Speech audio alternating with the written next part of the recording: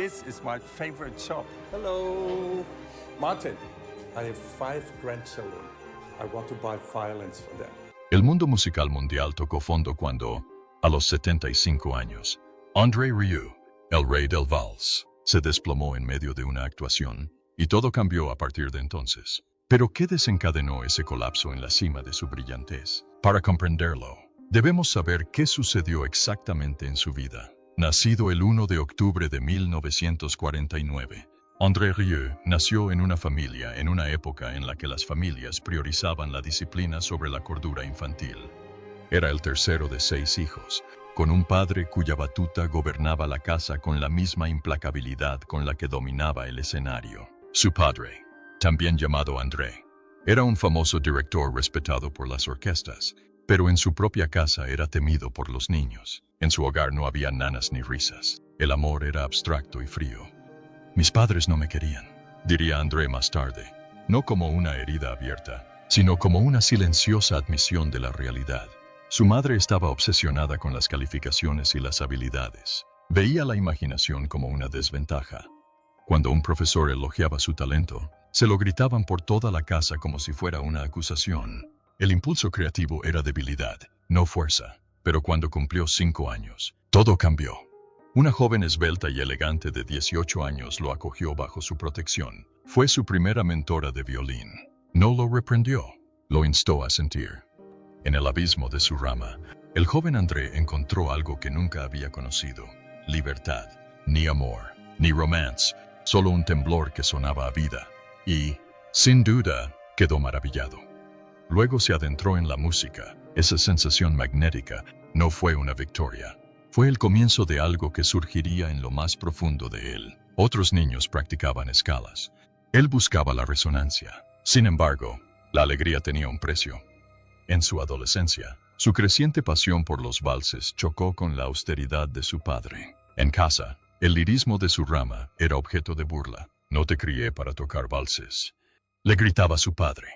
Esas palabras no solo criticaron el estilo, sino que pretendían destruir su alma. El golpe final llegó alrededor de 1968, cuando apareció Marjorie, la compañera elegida por André, no una partitura de director. Su madre la recibió con furia. «Vete», ordenó, rechazos tras rechazos. Esa misma noche, André se marchó. Nunca regresó. Su hogar permaneció intacto, un cascarón vacío mientras él ascendía al estrellato. Sus padres no asistieron a sus conciertos, ni una sola vez. A pesar de los estadios llenos de fans que lo adoraban, el silencio en casa era un recuerdo que no podía olvidar. Pasé años en terapia intentando comprender por qué mi infancia se sentía tan vacía, confesó una vez. Los aplausos nunca llenaron ese vacío, pero a través de la música, finalmente se sintió comprendido. El violín no era simplemente un instrumento, era un salvavidas. Cada vez que tocaba, se abrían las puertas. En 1978, tras años de pruebas orquestales y de soportar el eco estéril de las salas de conciertos, André se desmoronó e inició la rebelión. Fundó la orquesta del Salón de Maastricht, 12 soñadores, sin vestuario, con mucha esperanza. Estos jóvenes sueños se presentaban en modestos salones comunitarios, bodas en patios traseros, pueblos fronterizos olvidados. Tocaban música solo por la música, sin críticos, sin grandes escenarios, solo sonido, compartido, humano. Todo eso era exterior, pero en el interior, había alguien más en el centro de todas las operaciones. Era Marjorie, era constant, precisa, invisible, y se encargaba de las reuniones de negocios, las reservas y los contratos de escritura fantasma. Ella era la fuerza invisible tras su magia visible. Cuando él dudaba ante la idea de comprar un castillo en ruinas, ella bromeó: vender más discos, no por su interés ni curiosidad, sino para construir el futuro. Esta revolución silenciosa no se televisó, se filtró. En 1987, fundó formalmente la orquesta Johann Strauss, compuesta por 12 músicos y una misión radical: restaurar el latido de la música. Abandonaron la solemnidad formal. En lugar de fracs negros, vistieron de color, invitando a la alegría. Su estreno de Año Nuevo en 1988, lleno de luces danzantes y melodías alegres, fue electrizante. La crítica se rió de ellos, pero el público los acompañó. No estaban asistiendo a un concierto, estaban reivindicando la música. En 1995, en uno de los escenarios más importantes de Europa, la final de la Liga de Campeones de la UEFA en Viena, se produjo una transformación espontánea. Rieu irrumpió en el campo con su orquesta, mientras el vals en O1 de Shostakovich, 2 se elevaron. Los aficionados al fútbol se detuvieron, se balancearon y aplaudieron. El estadio se iluminó con gracia. La tensión del deporte se disolvió con la tensión. Cuando el Ajax marcó, la sincronización fue cósmica. El momento se convirtió en leyenda. De la noche a la mañana, Strauss y compañía volaron al número 1 en los Países Bajos durante 19 semanas. Fue algo inaudito para la música clásica. Se vendieron millones en todo el mundo. Australia le siguió de inmediato. En Melbourne, más de 38,000 personas llenaron las gradas del estadio para presenciar un cuento de hadas en directo. Además, tenían 8 de los 10 mejores DVD del país. Todos eran suyos. Estuvo a la par de íconos del pop como Pink y AC/DC. Después de todo ese éxito, aún había quienes no veían con buenos ojos lo que hacía. Eran los tradicionalistas los que se resistían. Un director escupió pornografía musical, burlándose de las luces y los vestidos, con desdén por la alegría que no tenía cabida en el arte. Para el público de Rio, sin embargo, lo era todo. La emoción de los abuelos llorosos de la familia bailarina había encontrado su escenario. Cuando dijo que con nosotros no se siente ese silencio solemne que ahuyenta a la gente, lo decía en serio.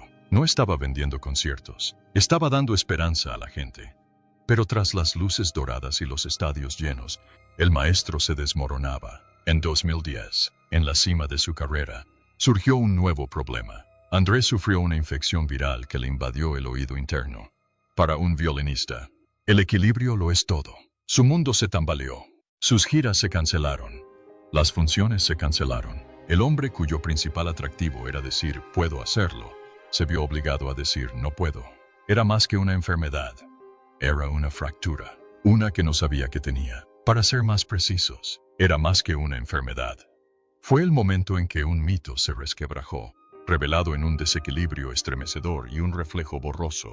En 2010, a los 62 años, André Rieu fue abatido por una infección viral del nervio vestibular, un ataque a su oído interno que lo sumió en un caos implacable. La habitación daba vueltas y nada, ni siquiera el suelo bajo sus pies, le ofrecía estabilidad. Yacía postrado en cama, con la vista aturdida, escudriñando las paredes que giraban con un movimiento implacable.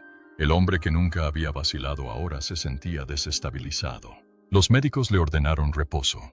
El programa de la gira, y el hombre que una vez fue tan rígido como una pared de cemento, se derrumbaron como una partitura barata. La recuperación de André fue muy lenta. Todas las terapias convencionales fracasaron. Luego llegó una carta de un fan australiano. En ella, describía su propia lucha contra la misma infección y sugería ejercicios vestibulares que le ayudaron a recuperar el equilibrio. André, desesperado, siguió el consejo. Poco a poco, la distorsión llegó a su fin. Tras meses de aislamiento, volvió a ponerse de pie, primero con inestabilidad, luego con firmeza. Con el tiempo, regresó a los escenarios, realizando una gira que marcó no solo un regreso musical, sino la recuperación de su reputación. Todos creían que había recuperado su perfección, pero en realidad, ninguna herida, física o emocional, sana sin dejar rastro.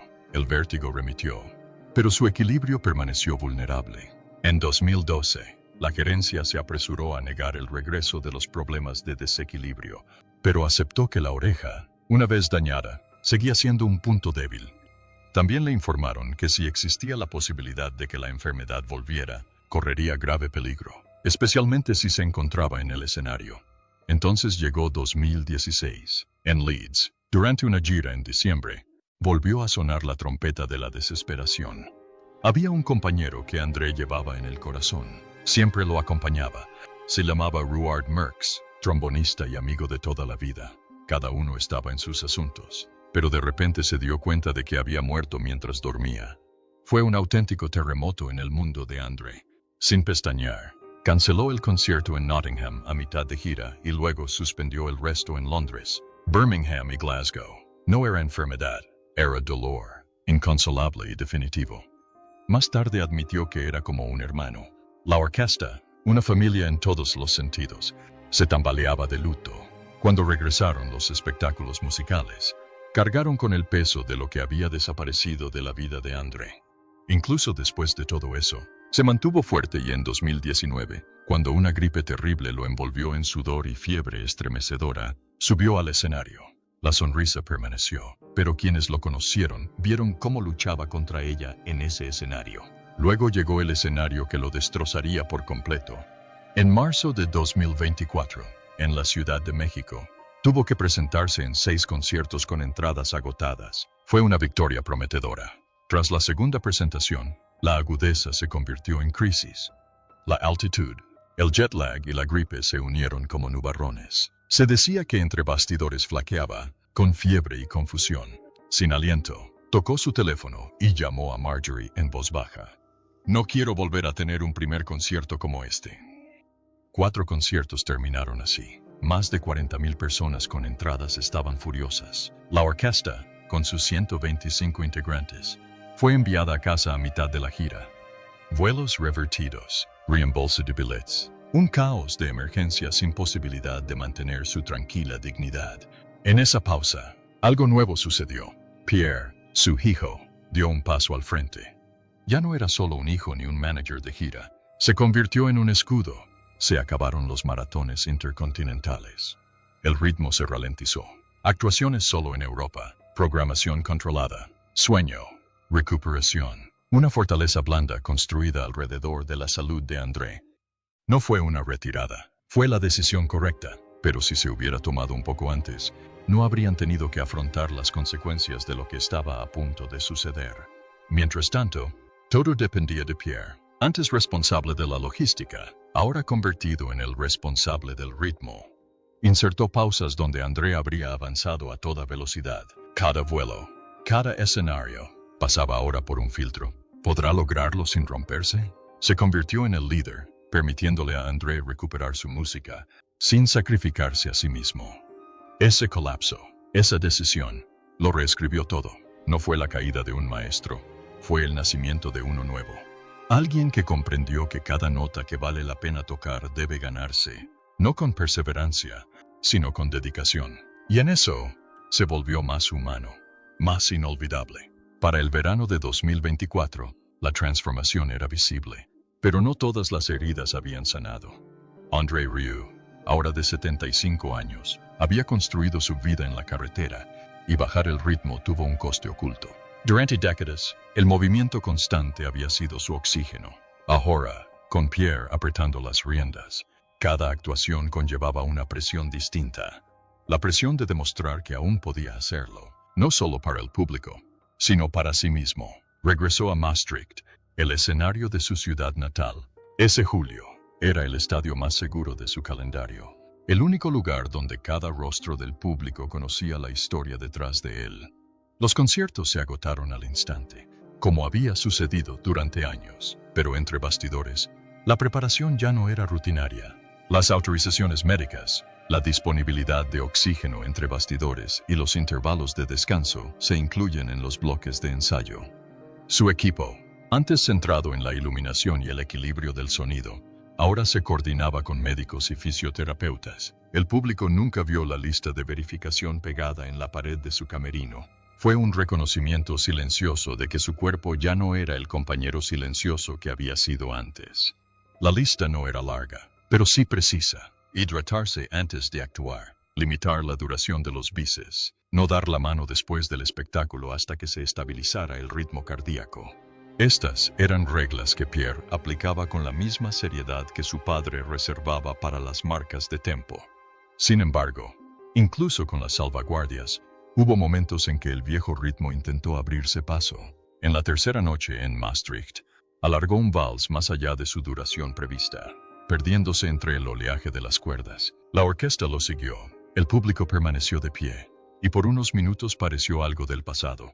Pero al salir del escenario, la camisa se le pegaba al cuerpo con la misma humedad y pesadez que había sentido en Ciudad de México. La expresión de Pierre decía lo que ninguno de los dos quería decir. Aún había un límite, y casi lo habían cruzado.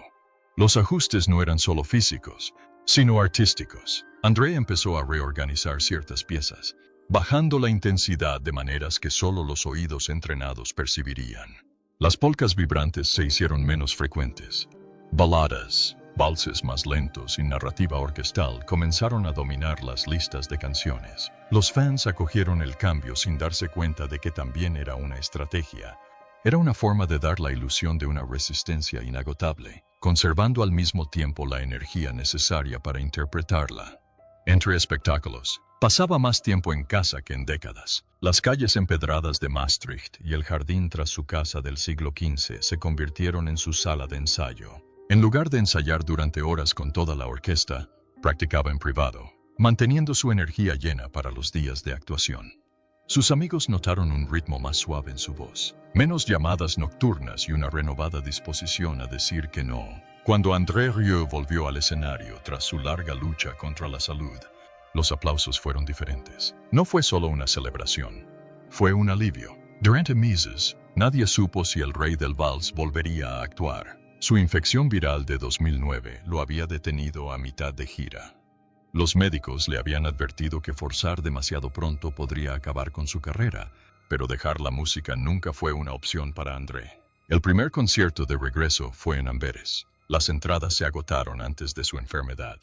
Muchos esperaban un espectáculo reducido. En cambio, Rieu ofreció 3 horas de música sin cortar ni un solo número. Saludó a su público con esa calidez que le resulta familiar. Sin embargo, el observador perspicaz notó los cambios. Se sentó entre las piezas, midió su ritmo. Y por primera vez en décadas, su hijo Pierre estuvo presente en el escenario durante toda la función. Como saben, Pierre Rieu había dirigido discretamente gran parte del negocio durante la enfermedad de su padre. Supervisó la producción, gestionó los horarios y tomó la decisión final sobre si la gira se reanudaría. Ahora, era visiblemente parte del equipo de seguridad del programa. En entrevistas posteriores, André admitió que Pierre tenía instrucciones estrictas de intervenir si mostraba signos de mareo. La responsabilidad era enorme. No se trataba solo de música. Se trataba de la salud de su padre. A mitad de la gira, se produjo un momento especial del que los fans aún hablan. En Maastricht, André hizo una pausa durante el bis y llamó a Pierre al frente del escenario. El público rugió de alegría cuando Pierre, a regañadientes, se puso en el centro de atención. André le entregó un micrófono y le pidió que cantara con la orquesta. Pierre no era cantante profesional, pero al público no le importó.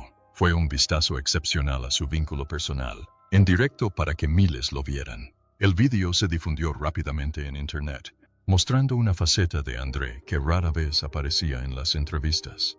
No el maestro, sino el padre. Tras bambalinas, el ritmo seguía siendo agotador. La recuperación de André requirió una planificación cuidadosa, pero la realidad de la gira dejaba poco margen para el descanso.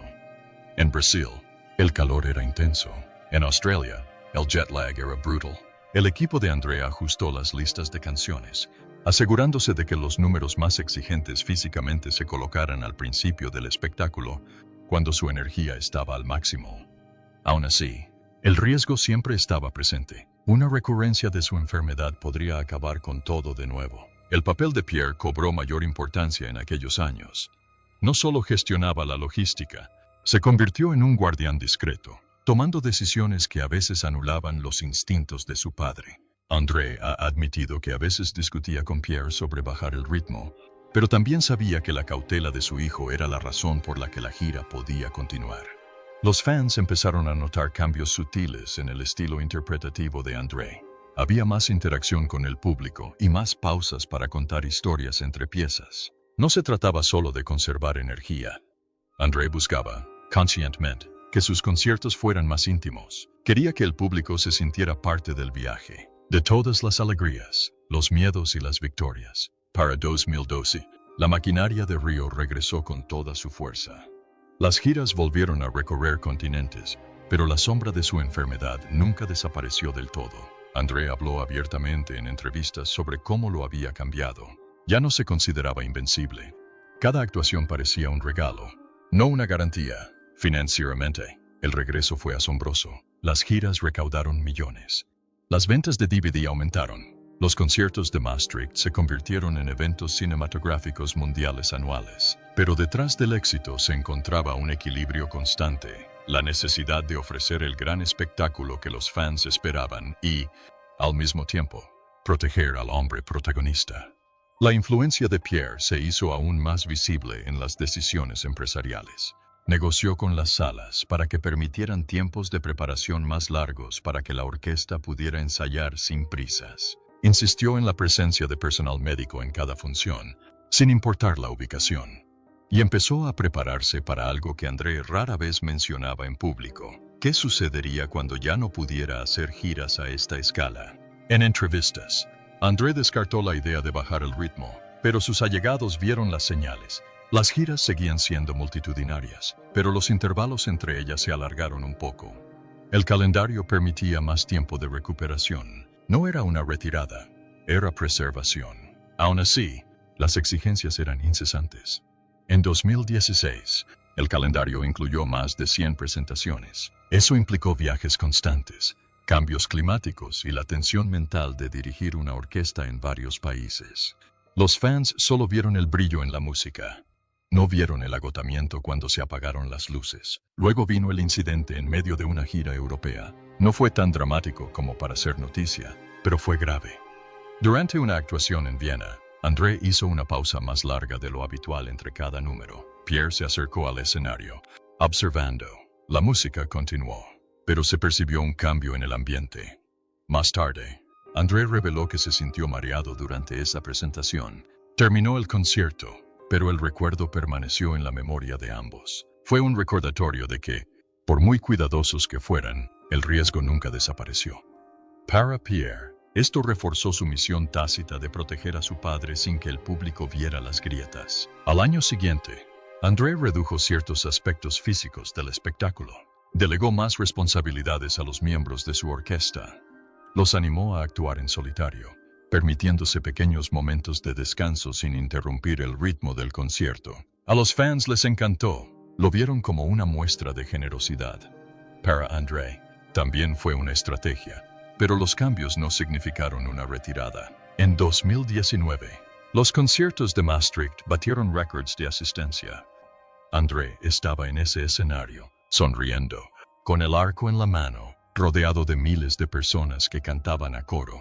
Fue un momento que podría haber sido el final perfecto para su carrera. Sin embargo, aún no había terminado.